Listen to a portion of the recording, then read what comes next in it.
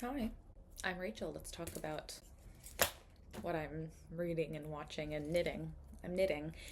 It started as like some practice for different stitches, knitting and purling, and it's been like weeks since I touched it and all my loops fell off. So I'm just gonna like knit these few stitches just so I something to do with my hands. I joined this craft club that meets at this gay bar in the East Village, and it's a bunch of these old queer ladies that have basically like retaught me how to knit, and they bring baked goods, and it's hosted by a drag queen. It's a really wonderful time. I've really enjoyed it. It's so fascinating that I'm suddenly inspired to make a YouTube video because I, for so long, I feel like growing up, YouTube was this like the aspiration. It was constantly my aspiration.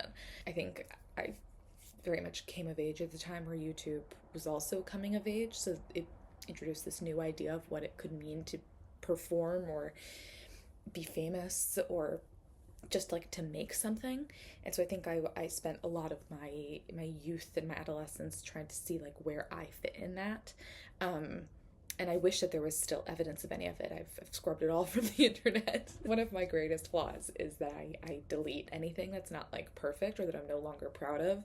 And I was especially guilty of this as a child, which is horrible because it would have been so wonderful to be able to look back at maybe not some of the videos, they were probably really cringy, but yeah, I used to write stories and keep journals, and just like the second I didn't like something, the second I didn't like my handwriting anymore, I would just toss it, rip it, burn it. Now I'm not like that anymore. I have a much healthier relationship with my creative efforts as it relates to perfectionism. But I made so many YouTube channels, and I would sometimes sing, or I'd do skits, or I'd do outfits, or I'd talk, right? I was trying on everything I could. Here's what I'm drinking: yerba mate. I think it has like 150 milligrams of caffeine. I was never an energy drink person, except now I work full time in book publishing, but I also am going back to school part time for my master's degree in English for fun. So if there's anything you need to know about me, it's I'm the kind of girl who goes back to school for fun. That's what's actually been so cool about reacquainting myself with YouTube, because I think with the era of streaming, and even like with like Twitch streaming and with like streaming services, I fell off from YouTube as it being this hub that I use to like discover creators and discover content. Sit break. And YouTube more became this kind of like archive for me of things that I had once cared about and had once been really important to me. And that kind of became somewhere I could go back and like get comfort watching old clips from shows or old YouTubers I really used to like. And it wasn't until recently, like the last year or so, that I kind of rediscovered YouTube as something that could be for discovery and for watching content that I really enjoy, and watching Burleezy videos, which like I used to watch his old Let's Plays. Now I watch his new videos, Smosh's new content, which I was not their target audience when they were in their, beginnings, their heyday. But I find that content really fun and comforting and inspiring. And the Gutenberg Bible, she's so academic and brilliant and so helpful as I make this kind of journey and back into academia, but also just like as a reader, big bookworm, she's so fun to watch. What I think I'm loving about this era of my life curating YouTube content is it's reflective of all the different spheres of my life that I fulfill now as an adult. I think when you're a kid, you feel like you have to make all these choices, like I'm gonna be a singer, I'm gonna be a performer, I'm gonna be a writer, I'm gonna read, and it's like, no, actually, as an adult now, I love having like many different cups that I pour into.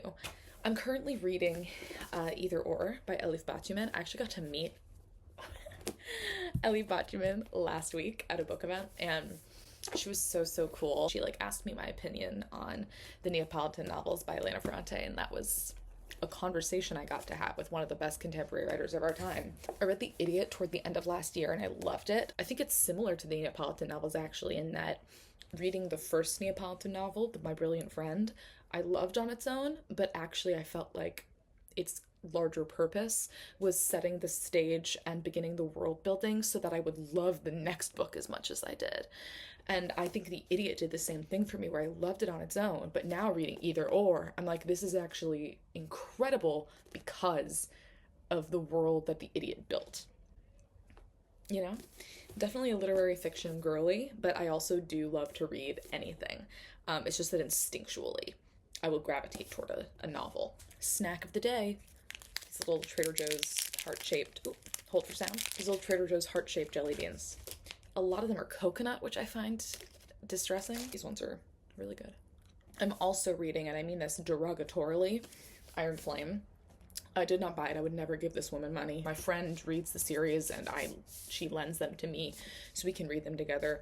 I hated the first one. I hate this one so far, but there's something about reading them that almost mimics what it felt like to read Twilight when they came out. And I was the target. I was like 12 when Twilight came out, so I was kind of there when the castles were built. You know what I'm saying? And yes, I went to the midnight release of the Twilight DVD. Hold on, I have it actually right over there. Yes, I went to the midnight release party of the Twilight DVD at the Barnes & Noble, which at that time was in Times Square. I don't think it was the Union Square one. And Edie Gathiki, who plays Laurent, was there and signed my copy because my friend's mom waited in line for hours while we had fun. And yes, we ate dinner that night at Planet Hollywood, and they sat us by the big glass display case with the prom outfits from Twilight. Yes. See, there's something about reading like really shitty fantasy that reminds me of my youth reading shitty fantasy, except back then I really, really enjoyed it, and I stand by the Twilight films.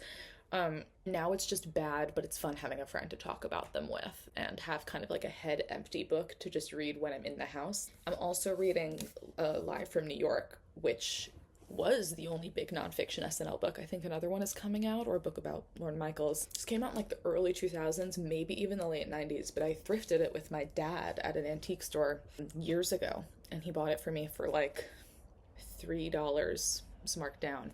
Actually I'm quite the ways through it. I mean, it's really fascinating, and it speaks to an era of SNL that is so not the one I grew up watching. And it's just a coincidence, I guess, that now it's SNL 50, and it's kind of a whole big thing that's happening. I didn't know. That wasn't part of why I was reading it, but it does make me want to finish it. I actually started reading this because it's been on my bookshelf forever, because I saw the film Saturday night at the movies, and I thought it was okay. But it made me want to read about what really happened, because I know it wasn't very accurate. So it's fun. It's fun how that works. I go to the movies a lot. I love going to the movies.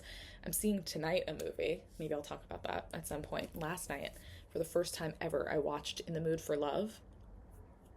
I've been wanting to watch it since I saw Everything Everywhere All at Once, and I'd heard people talk about the parallels and the references at one specific part of Everything Everywhere All at Once, and I was like, I'd love to watch that. I love a nice romantic movie. Guys, that hurt. It was so good. It was beautiful. Very rewatchable. I might rewatch it this weekend. It was so good. And that's my in-depth review. But yeah, with YouTube, I think that Bo Burnham, not in his most recent special, I think it was in the one before it, he talked about coming of age in the era of content creation, and I'm a few years younger than Bo Burnham, but my relationship with it has changed so much, like, where I've almost, I want it so little now, and I care so little now, and it feels so normal and so accessible now that it's almost like making a video like this just feels like shouting into the void. Whereas when I was a teenager, it felt like it could be the start of something. I think now the stakes are so low. I've come full circle around to like wanting to do it again. So I don't know. Maybe I'll talk more about what I read and watched and snacked on another time. If you're curious about anything, if anyone sees this and you're curious about my job or my academics or anything else, I love to yap. Or if you want a pillow tour, it's just those two. Why not, right? Cheers. This is empty. Toodles.